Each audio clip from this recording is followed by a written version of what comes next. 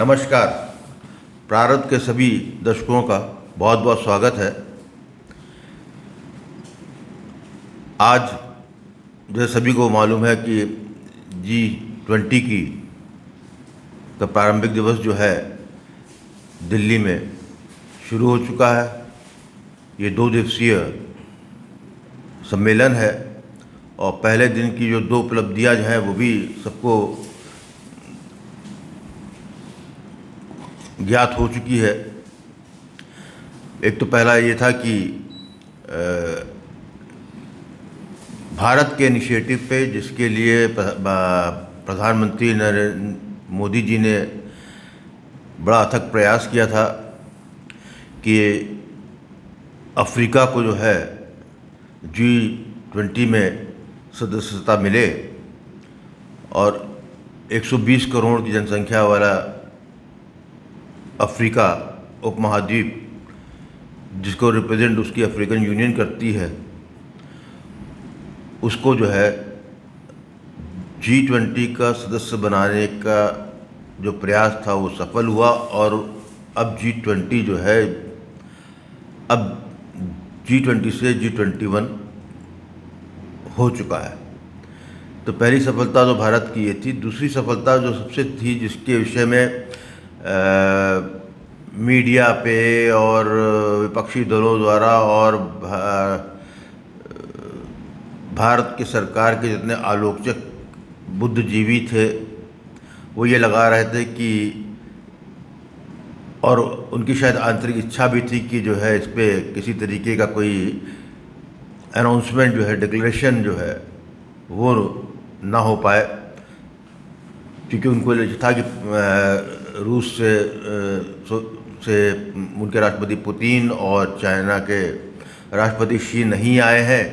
इसलिए इस बैकग्राउंड में देखते हुए, यूक्रेन और रूस के कॉन्फ्लिक्ट की भूमिका को देखते हुए एक कोई जो है सार्वजनिक डिक्लेरेशन जो है G20 की तरफ से नहीं आ पाएगा। लेकिन ये एक बहुत ही बड़ी सफलता जो है भारत की डिप्लोमेसी की, स्वयं प्रधानमंत्री नरेंद्र मोदी जी और विदेश मंत्री जी की ये रही कि आज पहले ही दिन G20 में ये घोषणा कर दी गई कि एक जॉइंट स्टेटमेंट जो है इशू हो गया है। तो ये 2 घटनाएं तो थीं, लेकिन इन 2 घटनाओं का G20 के आयोजन पे तो फर्क है, उसका महत्व, लेकिन उससे सबसे बड़ी महत्वपूर्ण जो घटना है, जो मेरे दृष्टि से वो ज़्यादा महत्वपूर्ण और बड़ी है, वो है Indian middle east Europe economic corridor की घोषणा। इस संबंध में USA, Saudi Arabia, European union, France, Italy, Germany और UAE और भारत, इन सब के बीच में एक समझौता हुआ है, जिसके तहत भारत की बनने वाली सामान की पूरा सीधे उसकी एंट्री जो है, यूरोप तक की पहुंच जो है सुनिश्चित की गई है। इसके तहत बेसिकली ये रेलवे ट्रैक का मामला है, जहाँ पर कि भारत से जो भी माल जाएगा वो जहाज़ के द्वारा, पानी के जहाज़ के द्वारा कंटेनर्स में, उसमें जो है पहले पहुँचेगा आपके जबेल अली पोर्ट है दुबई का, वहाँ तक। वहाँ से रेलवे ट्रैक जो है बिछेगी और उसकी कनेक्टिविटी जो है वहाँ से लेते हुए UAE से जाएगा आपका यदि मेरा प्रोनाउंसिएशन सही है तो ये जाएगा आपका अल गहवित करके जो है, ये अबू धाबी और सऊदी अरेबिया का एक बॉर्डर टाउन है। वहाँ से वो जो है एंट्री जो है सऊदी अरेबिया में होगी। वहाँ से ट्रैक जो है चलते हुए हरदा पे देख जाएगा। ये हरदा जो है ये आपका सऊदी अरेबिया का ईस्टर्न टाउन है, वहाँ पे एंट्री लेगा। फिर वहाँ से रियाद होते हुए अल हदीद तक जाएगा। हदीथा, अल हदीथा जो है वो जॉर्डन का बॉर्डर है, जहाँ से जो है सऊदी अरेबिया का बॉर्डर जॉर्डन से मिलता है। वहाँ पे तक जाए, उधर क्रॉस करते हुए फिर सीधे इज़राइल के हाइफा पोर्ट वहाँ तक पहुँचेगा, और वहाँ से जो है फिर पानी के जहाज़ से जो है वो जाएगा ग्रीस में। उनका पोर्ट है पायरस पोर्ट है, जो कि उनके एथेंस का जो है सबसे मुख्य बंदरगाह है। और वहाँ से जो है माल जो है आपका ग्रीस से जो है सारा जो है पूरे यूरोप में आपका फ्रांस, जर्मनी, इटली और अन्य देशों में जाएगा। और इसका अर्थ ये हुआ कि जो वन बेल्ट वन रोड का जो इनिशिएटिव चीन ने लिया था, और जिसके तहत जितनी कंट्रोवर्सी हो रही थी, जो कि इंफ्रास्ट्रक्चर पे था, लेकिन जो है जिसके तहत जो है भारत जो है, क्योंकि पाकिस्तान अफगानिस्तान की में स्थिति देखते हुए भारत की पहुंच सेंट्रल यूरोप में नहीं हो पा रही थी, उस चीज़ को बाईपास करके जो है इन सभी लोग सीधा माल जो है अब यूरोप, अब जिसको भारत जो है कि जो यदि हम जब मैन्युफैक्चरिंग हब बनने की,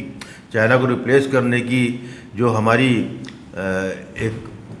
योजना बनी हुई है, उसमें उसका जो है सबसे प्रैक्टिकल क्रियान्वयन वही होता है कि जहाँ पर आप जब बनाते हैं तो सबसे कम समय में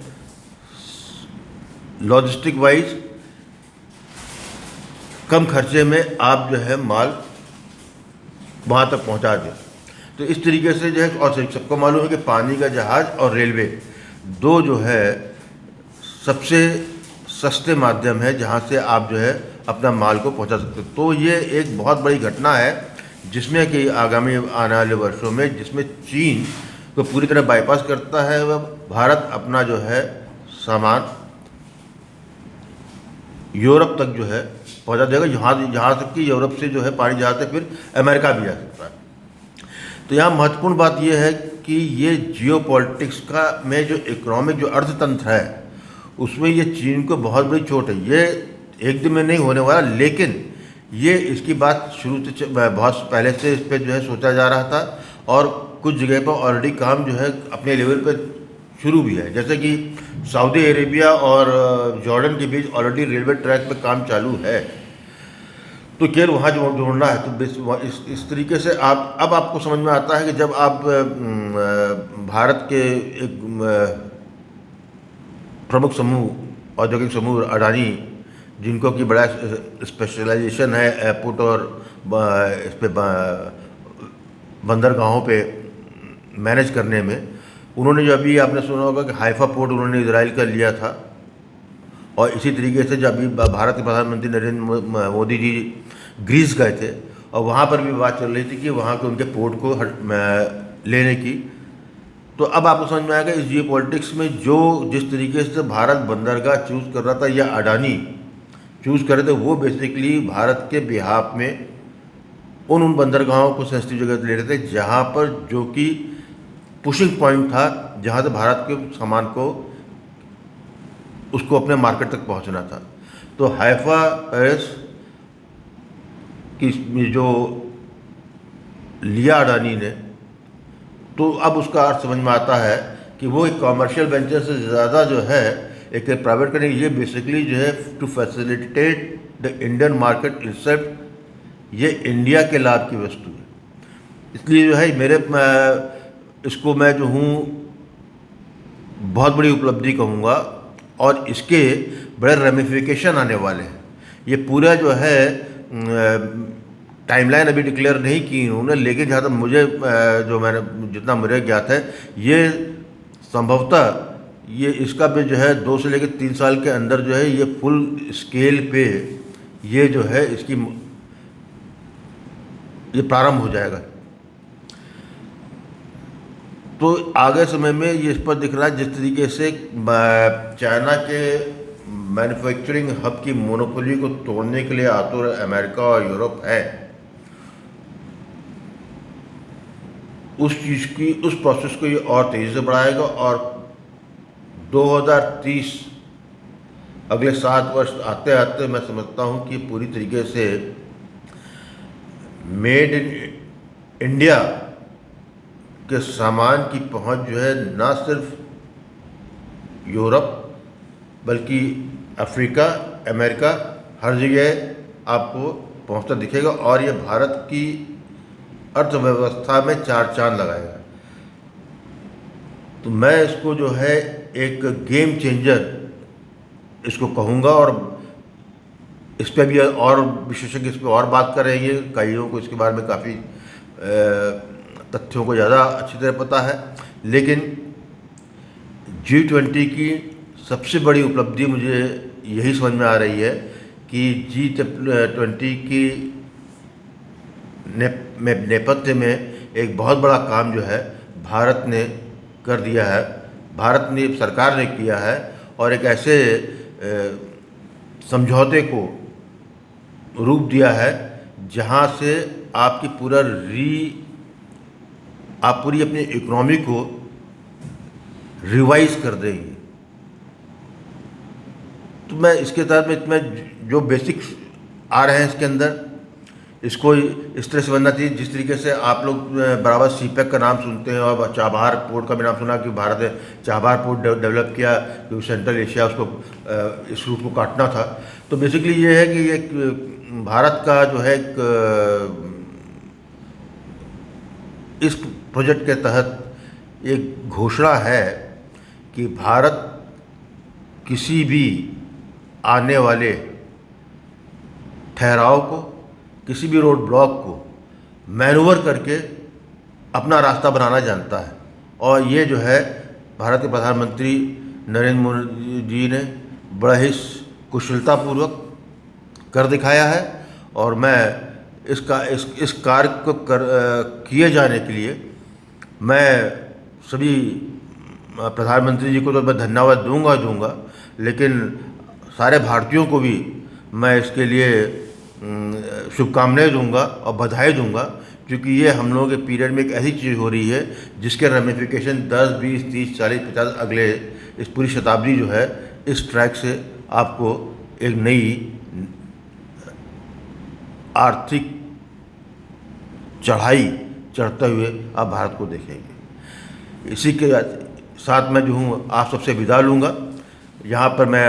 आप सबसे यही रिक्वेस्ट करूँगा कि जी